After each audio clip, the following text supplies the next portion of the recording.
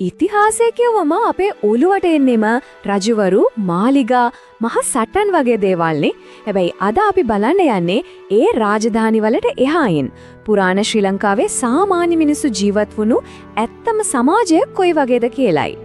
ඇත්තටම ඉතිහාසය කියන්නේ බලේ ඉන්න කිහිප දෙනෙක්ගේ කතාවක් විතරද? එහෙම නැත්නම් ඉතිහාසය හැදුවට ඉතිහාස පොත්වලින් නිතරම වගේ අමතක වෙන බහුතරයක් වුණු සාමාන්‍ය මිනිස්සුන්ගේ කතාවකුත් තියනද? ඉතින් අද අපි අවධානය දෙන්නේ අන්නේ දෙවනි කතාවට.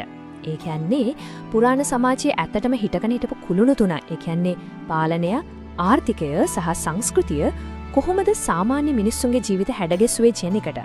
හරි, අපි එහෙනම් මේ ගමන පටන් ගමු.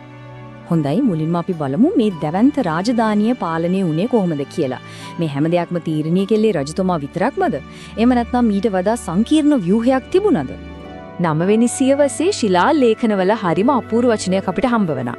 ඒ තමයි එක්තැන් සමිය. ඒක හැදිලා තියෙන්නේ ඒක ආස්ථාන සාම්‍ය කියන වචන වලින්. සරලවම කිව්වොත් රාජකීය සභාවේ එකඟතාවය. ඉතින් මේකෙන් අපිට තේරෙන වැදගත්ම දේ තමයි පුරාණ රජවරු පවා තනි මතයට තීරණ අරගෙන නැහැ. හැම දෙයක්ම කරලා තියෙන්නේ රාජ සභාවේ සම්මුතියෙන්. දැන් රාජ නියෝගයක් නිකුත් කරාම ඒක ක්‍රියාත්මක කළේ කොහොමද? මේ බලන්නකෝ. මේ ශිලාලේඛනයේ තියෙන සංකේත ටික. ඉරයි හඳයි කියන්නේ මේ නියෝගය සදාකාලිකයි කියන එක. අර බල්ලගේ කපුටගේ රූපවලින් කියන්නේ මේ නීතිය කඩ කරන කෙනෙක් ඊළඟ ආත්මයේ මේ සත්තු වෙලා ඉපදිනවා කියන එක. බලන්නකෝ නීතියට ගෞරවයක් වගේම බයකුත් ඇති කරන්න කොච්චර ප්‍රබල සංකේත පාවිච්චි කරලාද කියලා. ඉතින් මේ පාලනය අගනුවරට විතරක් සීමා වුණේ නැහැ. ඒක ස්තර කීපයකට බෙදිලායි තිබුණේ. ඉහළින්ම ඉන්න අනුරාධපුරයේ රජතුමා. ඊට පස්සේ නාගදීපය වගේ දුර පළාත් පාලනය කරන්න රජතුමා පත් කරපු ආණ්ඩුකාරවරු. අන්තිමට ගම්මට්ටමට එනකොට දස ගම්මට්ටන් කියලා හරි අපූර්ව සභාවක් තිබුණා. ඒ කියන්නේ ගම් 10ක ප්‍රධානීන් එකතු වෙලා තමයි ප්‍රාදේශීය ගැටලු විසඳගෙන තියෙන්නේ. හැබැයි පාලකයන්ගේ වගකීම නීතිය ක්‍රියාත්මක කරන එක විතරක්ම නෙවෙයි. ඔවුන් මහජන සුබ සාධාරණය ගැන විශේෂයෙන්ම මිනිසුන්ගේ සෞඛ්‍ය පහසුකම් ගැනත් සෑහෙන්න හිතලා තියෙනවා. මේකේ ඉතිහාසය බැලුවම මේ කැපවීම හරිම පැහැදිලි. හිතන්නකෝ ක්‍රිස්තු පූර්ව දෙවෙනි සියවසේ ඉඳන්ම වෙජ්ජ හෙවත් වෛද්‍යවරුන් ගැන සඳහන් වෙනවා.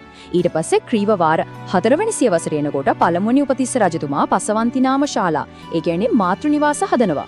10 වෙනි සියවස වෙද්දී 5 වෙනි මහින්ද රජතුමා රට පුරාම රෝහල් ජාලයකට අරමුදල් සපයනවා.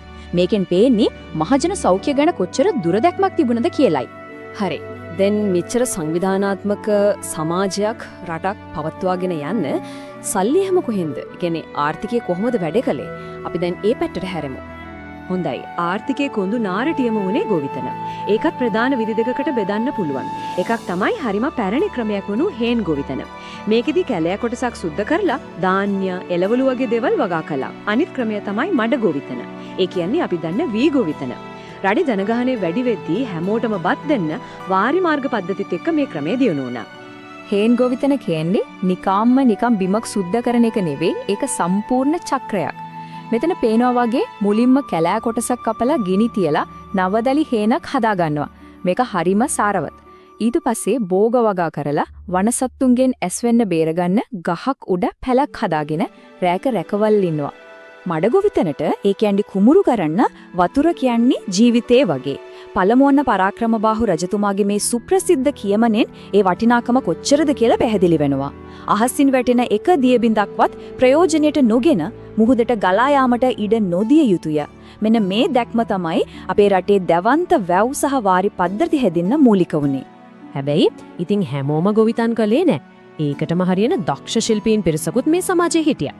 හිතන්නකෝ කබර. එහෙම නැත්නම් කම්මල් කරුවෙක් නැතුව ගොවිතැනට ඕන උදැල්ලක් නගුලක් හදාගන්න පුළුවන්ද? ඒ වගේම කුඹල් කර, හෙවත් කුඹලුන්. දෛනික ජීවිතයට ඕන මැටි භාජන හැදුවා. මේ විතරක් නෙවෙයි, මැණික් ශිල්පීන්, රෙදි වියන්නන් වගේ තවත් බොහෝ දෙනෙක් මේ ආර්ථිකය ශක්තිමත් කළා. ශ්‍රී ලංකාව පිහිටලා තියෙන තැනත් එක්ක වෙළඳාම කියන්නේ පුදුම වෙන දෙයක් නෙවෙයි.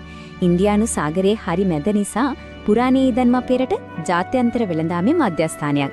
මේ සිතියමේ පේනව වගේ බටහිර පැත්තෙන් මාතොට, නැගෙනහිරින් ගෝකන්න වගේ වරායවල් හරහා තමයි ලෝකයේත් එක්ක ගනුදෙනු කරලා තියෙන්නේ. හරි. අපි පාලනය ගැන බැලුවා, ආර්ථිකය ගැන බැලුවා. දැන් බලමු මේ සමාජයේ හදවත වගේ වුණ දේ. ඒ කියන්නේ මිනිසුන්ගේ විශ්වාසයන් සහ සංස්කෘතිය එයාලගේ ජීවිත හැඩගැස්සුවේ කොහොමද කියලා.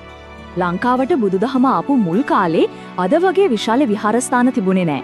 ඒ වෙනුවට මේ පේනම වගේ ස්වභාවික ගල් ගුහා තමයි භික්ෂුන් වහන්සේලාගේ ආරාම වුණේ. මිනිස්සු මේ ගල්ලෙන් පිරිසුදු කරලා වැස්සට තෙමෙන්නේ නැති වෙන්න කටාරම් කොටලා සංඝයාට පූජා කළා.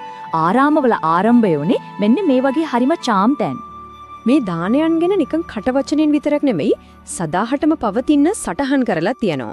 මෙන්න බලන්න මිහින්තලෙන් හම්බ වුණු නියම සෙල්ලිපියක්.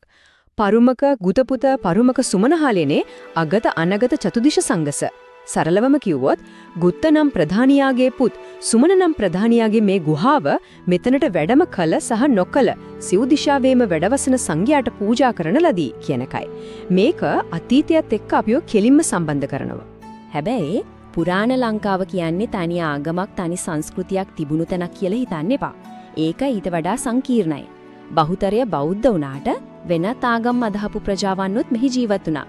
මෙන්න බලන්න පොළොන්නරුවේ තියෙන මේ ශිව දේවාලය අනිත් පැත්තෙන් අනුරාධපුරයෙන් හමුවුණු අරාබි අක්ෂර තියෙන මේ සොහොන්ගල මේවා තමයි හින්දු සහ ඉස්ලාම් ප්‍රජාවන්ගේ දීර්ඝකාලීන පැවැත්මට හොඳම සාක්ෂි. ඉතින් මේ හැමදේම එකට එකතු කරලා බැලුවම අපිට පේනවා පුරාණ ශ්‍රී ලාංකික සමාජය කියන්නේ ස්තර කීපයක පාලනයක්, මිනිසුන්ගේ සෞඛ්‍ය ගැන හිතපු සුබසාධන රාජ්‍යයක්, තිරසාර ගොවිතැනක්, දක්ෂ කර්මාන්ත, ජාත්‍යන්තර වෙළදාම සහ බහුවිධ විශ්වාසයන් තිබුණු අතිශය සංකීර්ණ සහ සංවිධානාත්මක එකක් බව. හොඳයි. මේ හැමදේම අතීතයනේ. ඒත් මේ විග්‍රහය අවසන් කරන්න කලින් පොඩි ප්‍රශ්නයක් ඉතුරු කරන්නම්. අද අපි කතා කරපු සම්මුතියෙන් පාලනය කිරීම, මහජන සුබසාධනට මුල් තැන දීම සහ විවිධත්වයට ගරු කිරීම වගේ පුරාණ සමාජයේ තිබුණු ලක්ෂණ අපේ වර්තමාන සමාජයටත් ආදාළ වෙන්නේ නැත්නම් වැදගත් වෙන්නේ කොහොමද කියලා පොඩ්ඩක් හිතන්න.